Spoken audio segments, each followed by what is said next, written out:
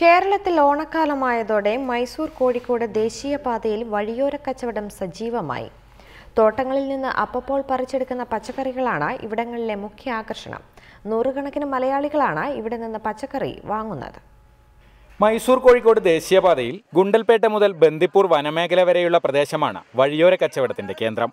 സ്ഥിരമായുള്ള ഏതാനും പച്ചക്കറി കടകൾക്ക് പുറമെ ഓണക്കാലമായതോടെ നിരവധി താൽക്കാലിക കച്ചവട കേന്ദ്രങ്ങളും ഇവിടെ ഉയർന്നു കഴിഞ്ഞു. ഹൈവേയിലൂടെ കടന്നുപോകുന്ന മിക്ക മലയാളികളും വാഹനം നിർത്തി പച്ചക്കറി വാങ്ങിയാണ് ഇവിടെ നിന്നും പോകുന്നത്.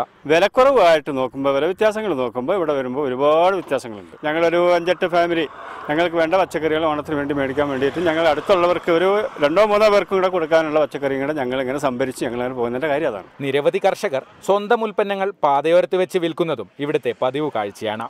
ഓണപ്പൂക്കളമൊരുക്കാനുള്ള പൂക്കളും ഇപ്പോൾ വഴിയോരത്ത് സുലഭം. 1 കിലോ ഉരുളക്കിഴങ്ങിന് 15 രൂപ, ക്യാരറ്റിന് 20 രൂപ.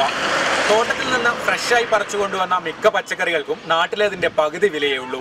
ഇതാണ് ഈ വഴിയോര വിപണന കേന്ദ്രങ്ങൾ മലയാളികൾക്ക് പ്രിയപ്പെട്ടതാക്കുന്നത്. ഗുണ്ടൽപേട്ടിലെ വഴിയോര മാർക്കറ്റിൽ നിന്നും ക്യാമറാമാൻ മനു റോയ്ക്കൊപ്പം കമൽ, റിപ്പോർട്ടർ.